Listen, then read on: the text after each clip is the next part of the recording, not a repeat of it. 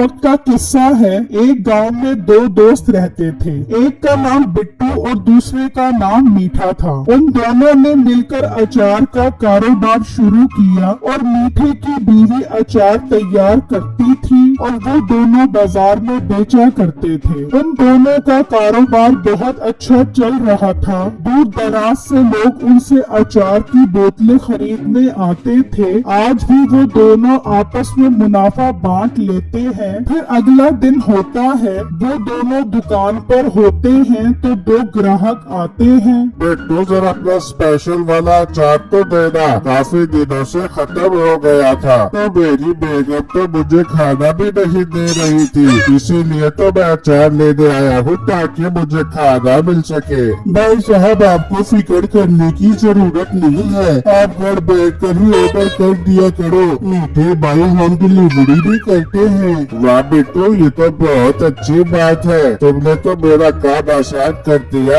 मैं अब जरूर मंगवाया करूँगा तुमसे ऑर्डर पर। फिर वो ग्राहक अचार की बोतल लेकर चला जाता है तो मीठा कहता है, और मोटो, तूने मुझे क्या नौकर समझा है? इतनी गर्मी में मुझसे दुकान पर बैठा नहीं जाता तो घर घर क्या खाक लेकर जाऊंगा। मीठे भाई, अगर हम कारोबार ठीक नहीं करेंगे तो कामयाब कैसे होंगे? आप दुकान पर कम आते हो और अगर मैं दुकान छोड़कर डिलीवरी पर जाऊंगा तो पीछे दुकान का क्या होगा? अच्छा अच्छा, बस ठीक है, ज्यादा कारोबार मुझे मत सिखा। मीठे भाई, गुस्सा न करो और आज ये पार्सल पहुंचा दो। मैंने इस पर मुकम्मल पता लिख दिया है। मीठे को काफी नींद आ रही होती है तो वो दिल ही दिल में सोचता है, सारा दिन यहाँ बैठने से अच्छा है मैं ये पार्सल पहुँचाऊँ और घर जाकर आराम करूँ। आज गर्मी वैसे भी बहुत ज्यादा है। क्या सोच रहे हो मीठे भाई? कुछ नहीं, बस यही सोच रहा हूँ, जाना तो पड़ेगा,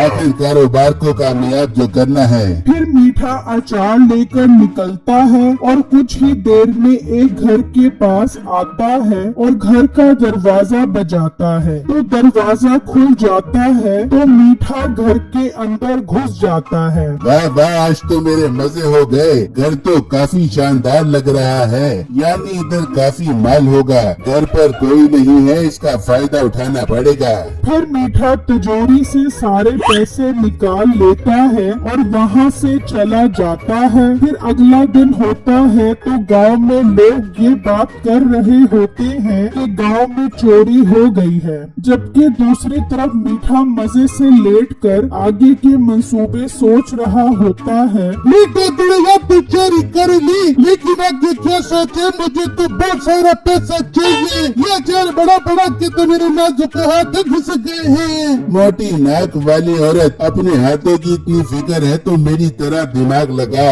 और अचार में आम के साथ पपीता भी शामिल कर, वो सस्ता पड़ता है, बचत ज्यादा होगी। मीठे बात तो तू ठीक कर रहे हैं, पपीते के साथ तो मेरा काम और आसान हो जाएगा। और बिट्टू छम्मो का तो कानो कान भी खबर नहीं होती। फिर अगले दिन नसीबों कैंची अचार में आम के साथ साथ पपीता भी शामिल कर देती है और लोग अचार लेकर जाते हैं। जैसे ही कुछ दिन गुजरते हैं, मीठे के गांव में फिर चोरियां बढ़ती ही रहती हैं। सारे गांव वाले परेशान होते हैं, मगर किसी को कुछ नहीं पता चल रहा होता कि कौन चोर है। दूसरी तरफ मीठा बिट्टू को परेशान करता रहता है, ना ही दुकान पर वक्त से पहुंचता है और पैसे भी डबल मांगता है। बिट्टू उससे बहुत परेशान होता है और घर जाकर अपनी बीवी और माँ को सारी बातें बताता है। बिट्टू, परेशान न हो, अल्लाह ने चाहा तो सब ठीक हो जाएगा।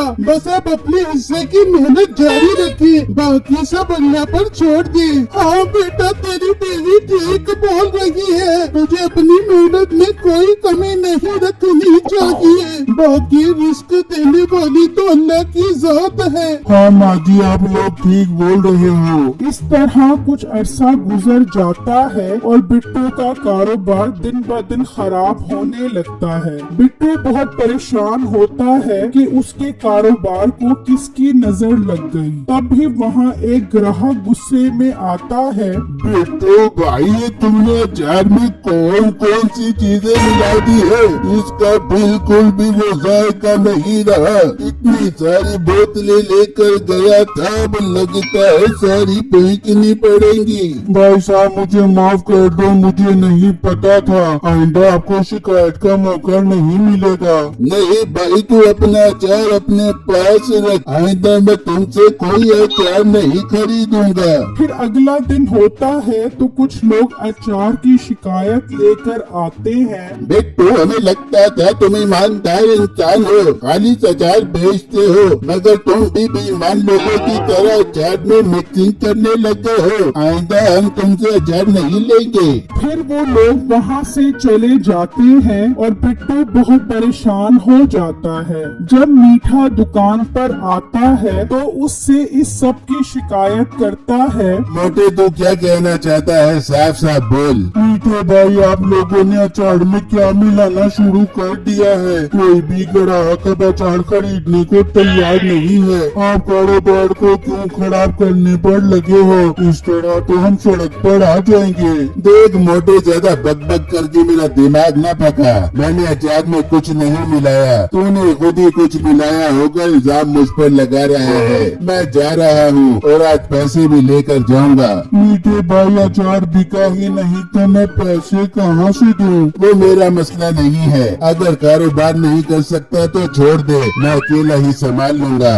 बिट्टू ये सुनकर बहुत उदास हो जाता है और दिल में सोचता है, इस दुकान को चलाने के लिए मैंने दिन रात मेहनत की है। अगर मीठे भाई आपकी यही मर्जी है तो ठीक है, मुझे भी आपकी कोई जरूरत नहीं। मोटे गेंडे की सोच में पड़ गया है। ठीक है मीठे भाई, मुझे भी आपके साथ काम नहीं करना। ये कहकर बिट्टू वहाँ से चला जाता है और घर आकर माँ और बीवी को सब बताता है। बिट्टू, परेशान मत हो, हम खुद अपना अलग कारोबार शुरू करते हैं। बेटा, मुझे तुझ पर फख्र है, तू ईमानदार और मेहनती है। देखना तेरा कारोबार दिन दोगुनी और रात चौगुनी तरक्की करेगा। बेटा, मेरे पास कुछ पैसे पड़े हैं, उसमें काम बन जाएगा। ठीक है, मैं कल ही जाकर कुछ सामान लेकर आऊंगा, लेकिन हम बोतल कहाँ से लाएंगे अचार वाली? बिट्टू, मैं कल नसीबों के घर से अपनी सारी अचार की बोतलें लेकर आती हूँ, आप फिक्र मत करें। फिर अगले दिन जब छम्मो नसीबों के घर जाती है तो देखती है नसीबो अचार में आम की जगह भर भर कर पपीता मिला रही होती है। अच्छा, तो इसी वजह से हमारे अचार की दुकान ठप हो गई है, क्योंकि नसीबो अचार में मिलावट कर रही है। फिर छम्मो घर जाकर मेहनत से अचार बनाने लग जाती है और शाम तक सभी काम से फारिग हो जाती है। अगले दिन बिट्टू बाजार में अचार की रेडी लगा लेता है और जोर जोर से आवाजें लगाता है, आ जाओ,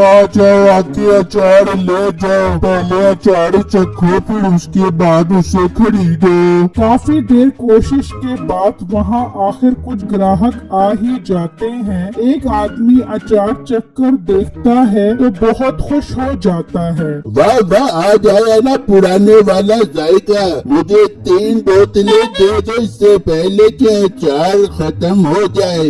इस तरह बिट्टू की दुकान पर रश लग जाता है और शाम हो जाती है, जबकि मीठे की दुकान पर कोई नहीं जाता। मीठे को बहुत गुस्सा आता है। अचार तो बिका नहीं, आज फिर चोरी ही करनी पड़ेगी। फिर मीठा चोरी के इरादे से निकलता है और घर में घुसता है जो बहुत खूबसूरत होता है। वो चोरी करने आगे बढ़ता है तो एक गिलास में शरबत नजर आता है। लगता है किसी ने इतने मजे का शरबत यूं ही छोड़ दिया है, मैं पी लेता हूँ, बहुत गर्मी है। मीठा वो शरबत पीने लग जाता है तो उसे नींद आने लग जाती है और वो वहीं सो जाता है। जब सुबह उसकी आंख खुलती है तो वो रस्सियों से बंधा होता है। सभी लोग उसके पास खड़े होते हैं और मकान का मालिक सबको बताता है, गाँव वालों, मैंने बढ़ती हुई चोरी को देखकर शरबत में नींद की दवा मिला दी थी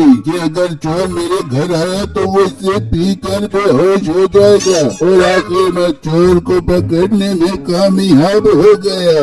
सब घर वाले उसका शुक्रिया अदा करते हैं कि चोर पकड़ लिया। फिर वो मीठे को जेल में बंद करवा देते हैं। बुराई का अंजाम तो आखिर बुरा ही होता है, जबकि बिट्टू की ईमानदारी की वजह से उसका काम और अच्छा चलने लगता है।